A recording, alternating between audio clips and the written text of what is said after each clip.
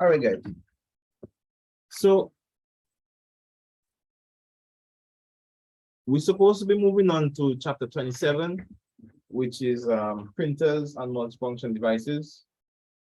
I know it's been a while since our last class. So before we get into it, do you guys have any questions for me or anything you want to discuss?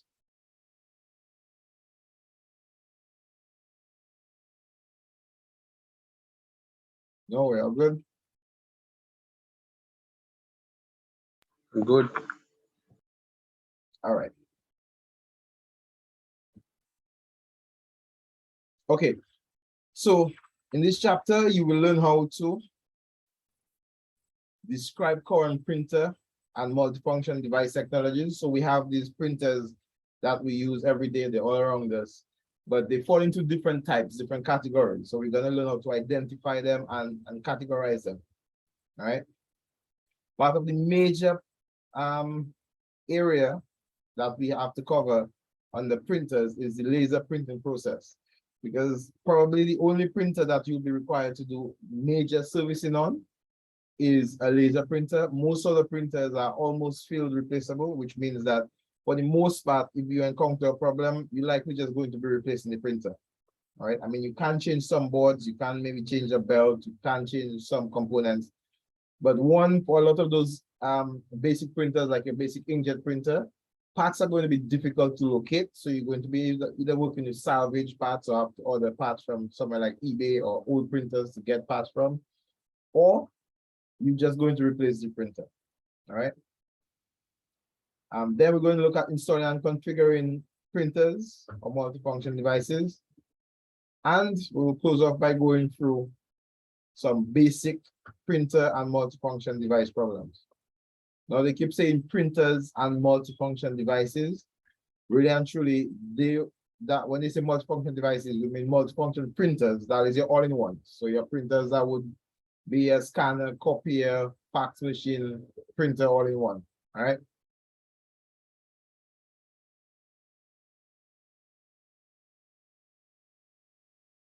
Okay, so let me read the intro for you, and then we will jump right into the different types of printers. So despite all of the talk about the paperless office, everybody's been talking about going green these days, paper documents continue to be a vital part of the typical office. Some computers are even used exclusively for the purpose of producing paper documents. Many people simply still prefer dealing with a hard copy, even as portable devices have proliferated. Developers cater to this preference by using metaphors such as page, workbook, and binder in their applications. Right? So most of us are used to hard copy still, even me. I wouldn't read a long document for you in ebook format. It'll take me forever, but a hard copy I can get for just fine. Right? Some of the younger generation may find that weird, but all right. In the past, your average office has had an array of electronic and mechanical devices dedicated to performing a single task with paper documents. Think printers, copiers, scanners, and fax machines. Back in the 1990s, the multifunction device, also known as the multifunction printer, tried to consolidate multiple functions, often printing and scanning, into a single device. At first, these devices weren't terribly great in any of their functions, but today's mature multifunction devices are more common than their single function counterparts. The A+ certification strongly stresses the area of printing and expects a high degree of technical knowledge of the function, components, maintenance, and repair of all types of printers and multifunction devices. This chapter examines the common varieties of printers and scanners, and then looks at specifics of how a laser printer works. And then the chapter continues with steps for installing a multifunction device in a typical personal computer, and concludes with troubleshooting issues. All right. So here we can see a picture of your average multifunction. All right. What we know as our all-in-one printer. It will perform printing, scanning, fax machine, copying, and potentially other services. This one has an iPod dock. You realize we have a card reader here.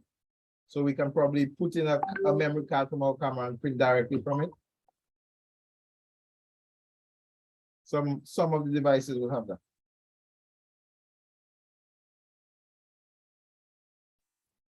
So the reality is that these desktop devices, descendants of a desktop printer and scanner, are just the low end of the market. As you head up market, multifunction printers look more like the descendants of copy machines and even small printing presses. So you have multifunction devices that look like your average inkjet printer. And then you have multifunction devices that look more like your copiers or your laser printers, right? Or printing presses, mean they can be pretty huge. But again, they still perform the same basic functions, which are printing, scanning, potentially faxing, photocopying. All right. Despite how different these high-end devices may look, they still share a core set of components, a printer and scanner of some sort. All the ones you're probably familiar with as you go up market, they still share a set of components, which is a printer and scanner of some sort. So that's the main two components that they share, right? As you go up market, the greatest improvements tend to be in speed, capacity, durability, document handling, finishing, such as sorting, stapling, binding, and so on. And yes, you can get printers that will print a stack of papers and staple them for you or bind them for you, built into the printer. All right, that would also be considered a multifunction device.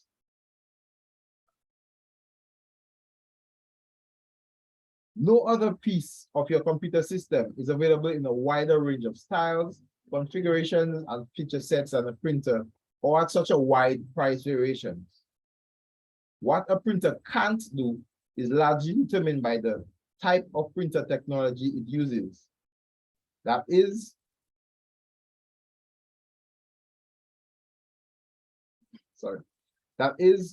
how it gets the image onto the paper.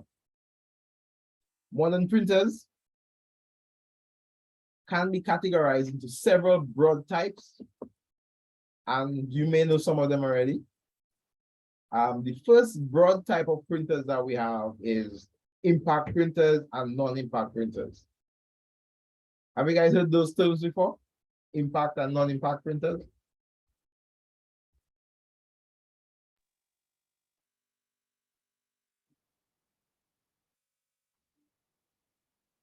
No? All right. When you say Clyde, you heard about it before? Yeah, I heard about it. All right. So what's the difference between an impact and a non-impact?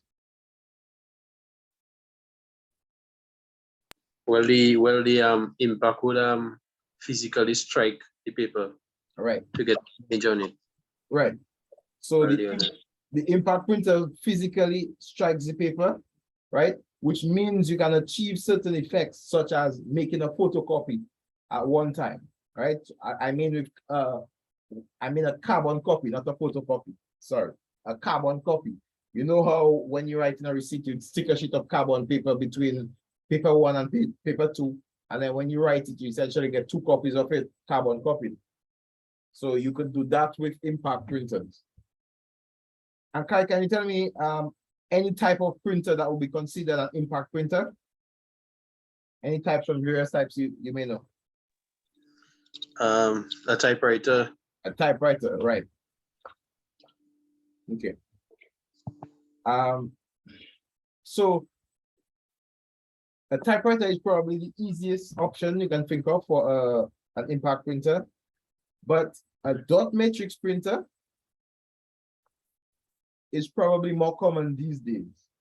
A dot matrix printer is a printer that uses a print head and pins to strike a ribbon, similar to like on a typewriter, right?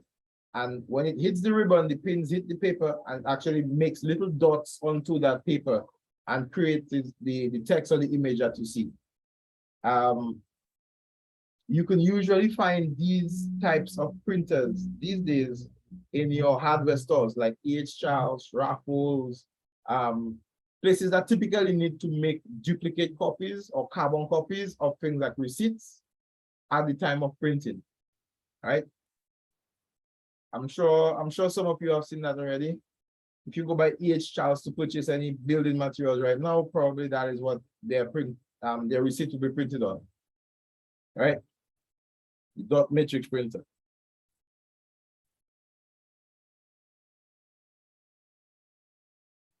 So this is what the dot matrix printer looks like. Typically, your paper comes out from it with the perforated edges and the little holes. You guys familiar with that type of paper? Looking at any of my desk close by. But anyway, there's the paper that has the little holes at the end that you can essentially tear off the end pieces and you get a regular size sheet of paper. All right. They use what we call a tractor feed. So the little sprockets feed the paper in by pulling it through the holes on the sides. All right. One of the disadvantages of the dot matrix printer is because it uses a print ribbon to print, you can only print one or two colors. You usually don't have the option to print full, well, not usually, you do not have the option to print full color images with a dot matrix printer. All right. So they're typically used just for things like receipts and so on. Receipts, invoices, that sort of thing, all right? You can see the internal mechanics of the dot matrix printer. You have a print head, which has little pins, which strikes the ribbon and creates the image on the paper.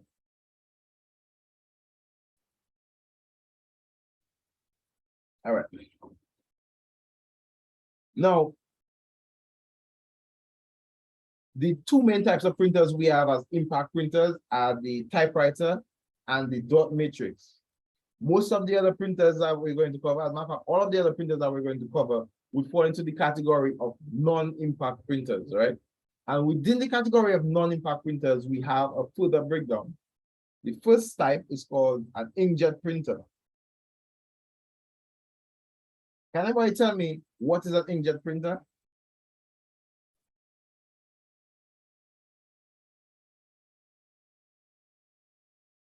Clyde, any idea of a description for an inkjet printer?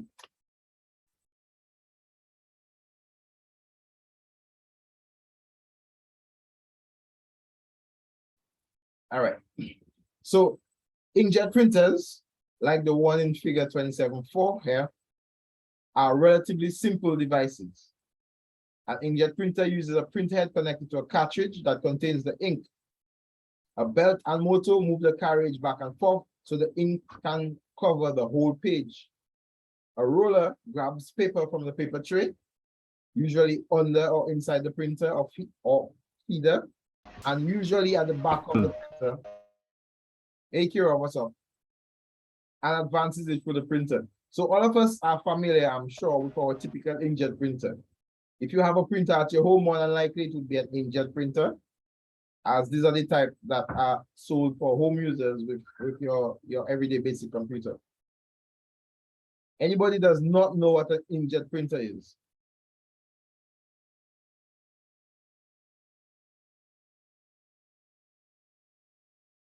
So basically, let me give you a simple definition. An inkjet printer is any type of printer that uses liquid ink to create images on paper. Does that make sense?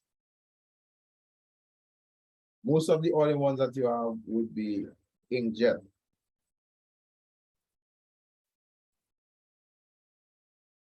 Quick exam tip. Printers can also use what we call duplex assemblies, which enable the printer to automatically print on both sides of the paper. Some printers include this feature built in, while others require a piece of additional hardware that flips the paper for the printer. So if you see anything about duplexing, it basically means printing on two sides of the paper. All right. Anybody is not clear on how an inkjet printer works, a basic inkjet printer? The book includes a description here, but I don't think we need to go for that. I'm sure everybody has a handle on that. Right, basically, the print head with the cartridges move side by side while the rollers feed the paper through, and the printer actually creates the image on the paper line by line, one line at a time. So every time the printer makes a spin to the right, it prints one line. It goes back to the left, it prints another line, right? So you may also hear a category of printers called line printers, and inkjets fall flat in that category. Okay. Now, inkjet and most other printers use a printing method called CMYK. That stands for the colors that it actually uses to create the images that you see. And you guys should already be familiar with CMYK, right? Because we discussed that in a previous chapter. Can you guys remember?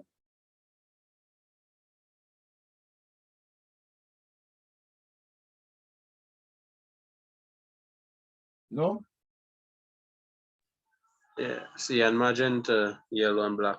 Right, cyan, magenta, yellow, and black. Can you recall where we discussed that before and in what context?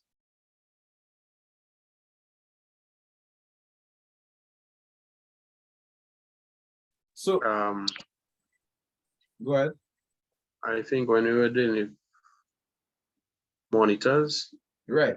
When we were doing video, we discussed that there are two color modes, right? You have RGB, which is used for your monitors, right? Or for screens, for displays. And you have CMYK, which is used for printers. So your monitors uses red, green, and blue in different intensities to create the colors that you see on your screen. But your printer uses different intensities of cyan, magenta, yellow, and black to create the colors that you see on paper. All right.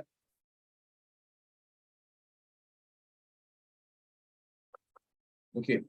Today, you can find color inkjet printers with 6, 8, or more color cartridges, in addition to the basic CMYK inks. The additional cartridges provide for green, blue, gray, light cyan, dark cyan, and more. I've also seen things like photo black for the photo printers if you want to get crisp black and white images and high contrast in your colors, right? I've also seen photo printers with red and orange ink. And of course, you have light cyan, light magenta on your standard 6-color printers.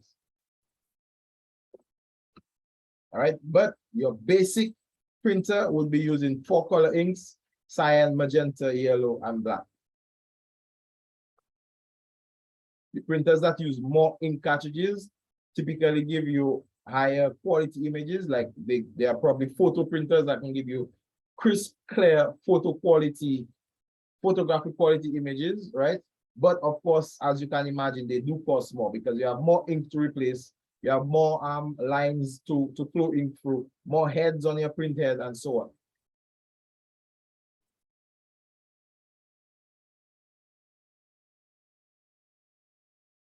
Right, so that is an example of how your color inkjet works by spraying ink onto the paper.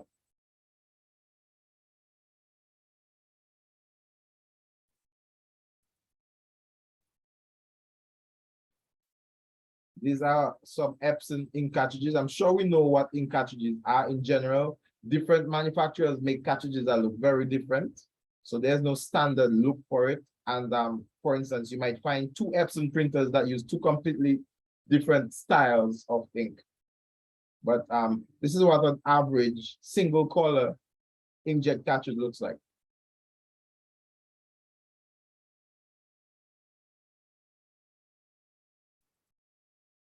All right.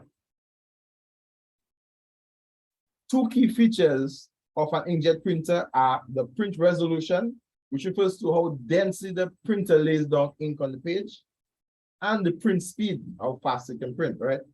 Resolution is measured in dots per inch, or DPI. We should already be familiar with that. Higher numbers mean that the ink dots on the page are closer together, so your printed documents will look better. Resolution is most important when you're printing complex images such as full color photos, or when you're printing for duplication and you care that your printout looks good. So if you have any high quality images, you want to print things like flyers, brochures, or photographs, you want to get a higher resolution so that your images can look as good as possible. Print speed is measured in pages per minute, or ppm. So when you buy in a printer, you may see something like 20 ppm. That refers to how many pages you can print per minute. Most printers will have 2 ppm rating. They would say 20 ppm black and white and 15 ppm color. That means that that particular printer will print 20 pages per minute if you're printing in black and white only, and it'll print 15 pages a minute if you're printing in full color. All right, and this specification is normally indicated right on the printer's box.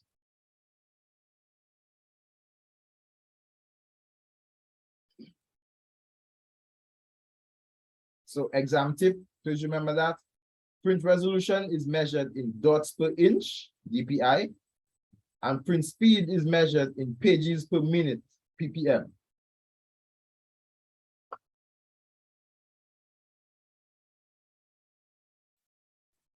Another feature of inkjet printers is that they can support a staggering array of print media. What do we mean by print media?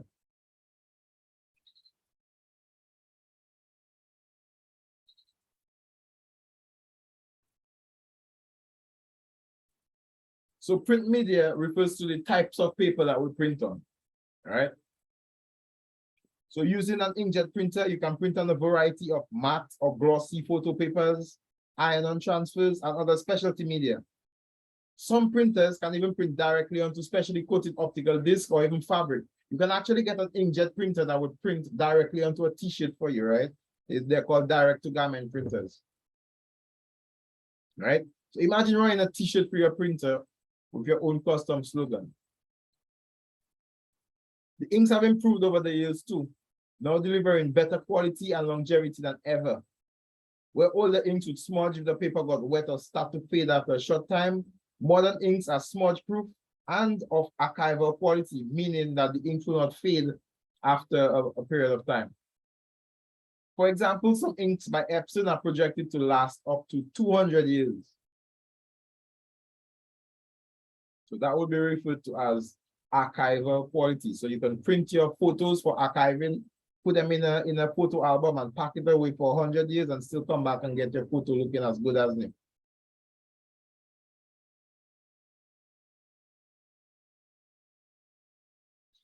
Any questions for me so far, guys?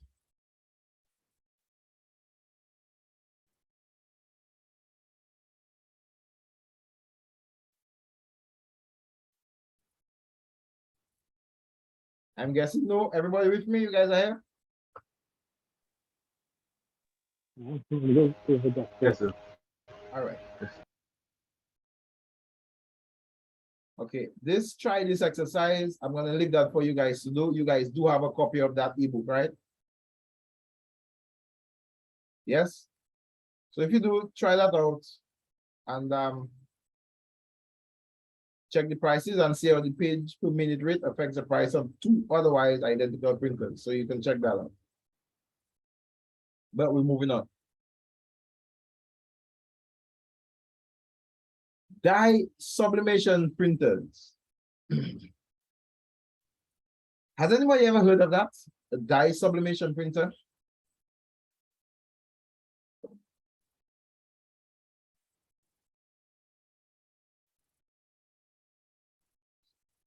All right. So the term sublimation means to cause something to change from a solid form into a vapor or gas, and then back into a solid.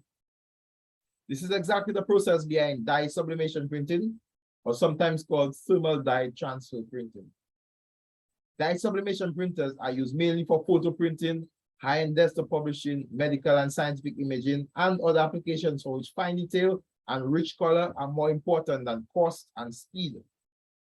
Smaller specialized printers called snapshot printers use dye sublimation specifically for printing photos at a reduced cost compared to their full-size counterparts. The dye sublimation printing technique is an example of the so-called CMYK method of color printing. It uses a roll of heat-sensitive plastic films. Let me take that again. It uses a roll of heat-sensitive plastic film embedded with page-size section of cyan, magenta, yellow, and black dye. A printhead containing thousands of heating elements capable of precise temperature control moves across the film, vaporizing the dyes and causing them to soak into specially coated paper underneath before cooling and reverting into a solid form. This process requires one pass per page for each color. Some printers also use a final finishing pass that applies a protective laminate coating to the page. Let me ask a question. Can you guys think of anything that is printed right now using dye sublimation process?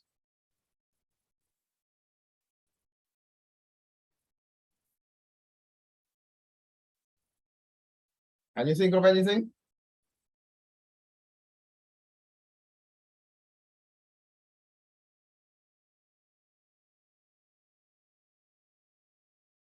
All right.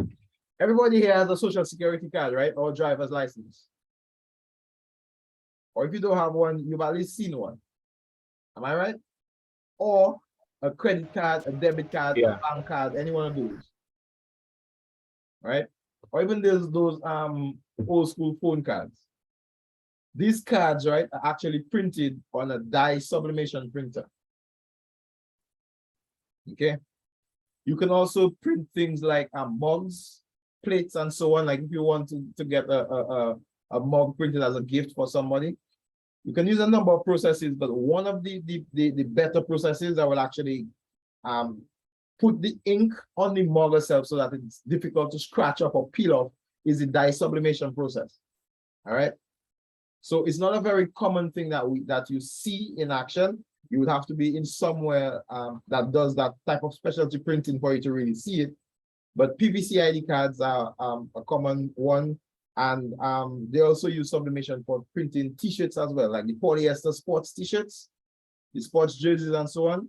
That uses a dye sublimation process.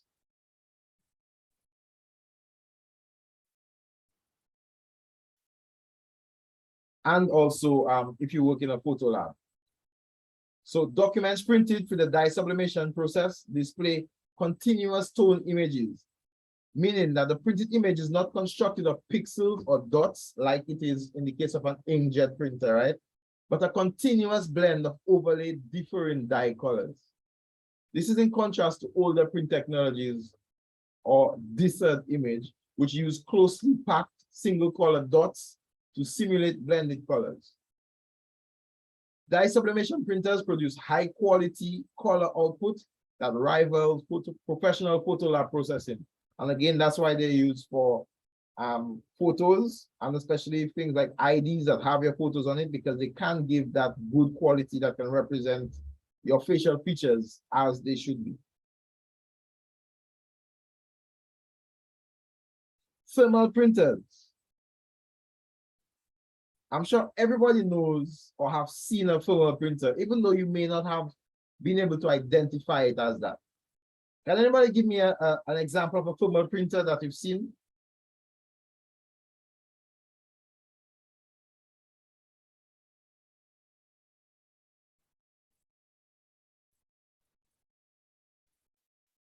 All right. So if you've ever gone to the ATM or you've ever paid for anything with a credit or debit card, or you bought a top-up and you got a receipt from the top-up machine, right? Or you went shopping and you got a receipt from the little receipt printers. They give you a little the receipt slip, right? These are all printed on thermal printers, right? So thermal printers use a heated printhead to create a high quality image on special or plain paper.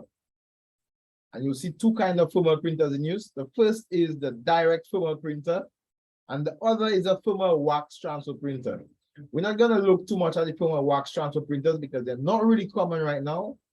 They were a bit more common in the past, but you're not going to see them anywhere right now. what you will see is the direct thermal printers, right? The direct thermal printers use a heating element to burn dots into the surface of a special heat-sensitive paper.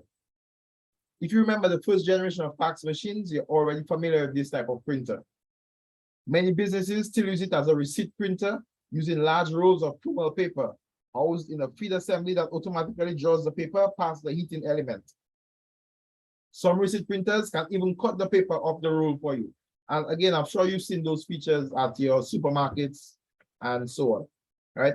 But an interesting thing to do is if you ever got one of those receipt papers, right? Try putting it near heat. And what you will notice is anytime it gets close to heat, the area on the paper that gets close to heat, before it burns, it turns black, right? And that is why typically the only color that you have on those receipts is black. What you're actually seeing as the printout are areas on the paper that was actually heated by the print head. And so because it's a thermal paper, it's a special type of paper that turns black when heated. It looks like it's black text printed on it, but really it's just the thermal head that was passing heat. Okay.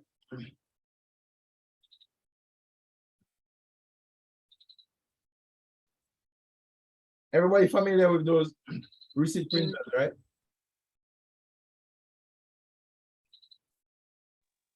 Yeah. All right, awesome. So the thermal wax printers, as I mentioned, you're not going to see many of these, but they work similarly to dye sublimation printers, except that instead of using rolls of dye embedded film, the film is coated with colored wax. The thermal printhead passes over the ribbon, melts the wax onto the paper. Thermal wax printers don't require special papers like dye sublimation printers do, so they're more flexible and somewhat cheaper to use, but their output isn't quite as good because they use color differing, right? Basically, you're creating colors by melting wax onto paper. It does it pretty precisely, right? And I've seen some really good wax color printouts, but it's not as great as your high quality inkjet and laser printouts.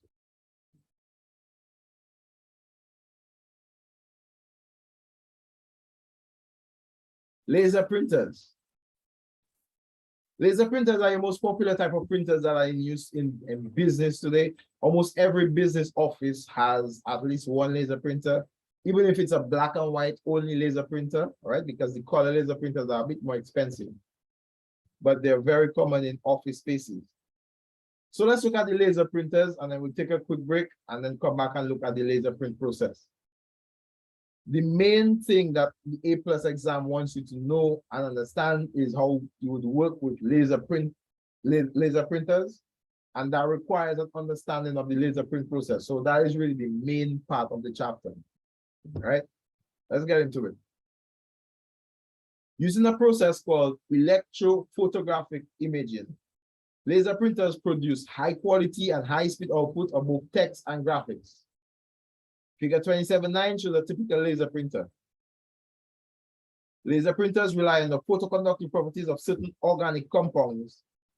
And photoconductive basically means that particles of these compounds, when exposed to light, will conduct electricity, right? That's why it's photo, light, conductive. Laser printers usually use lasers as the light source because of their precision. Some lower cost printers use LED arrays instead. So again, you may see some printers being marketed as an LED printer instead of a laser printer. An LED printer is the exact same as a laser printer, except that for the light source, it uses LED lights instead of lasers. All right, that's the major difference between an LED printer and a laser printer. But other than that, functionally, they are the same. The first laser printers created only monochrome images. By monochrome, what we mean is black and white, right? Or grayscale. You can also buy a color laser printer, but most laser printers produced today are still monochrome or black and white. Although a color laser printer can produce complex full color images such as photographs, they really shine for printing what's known as spot color. And spot color is easy to understand. It's right in the name, spots of color. So a big blue circle, a big red square, right? Spots of color. For example, eye-catching headlines, lines, charts, or other graphical elements that dress up an otherwise plain printed presentation.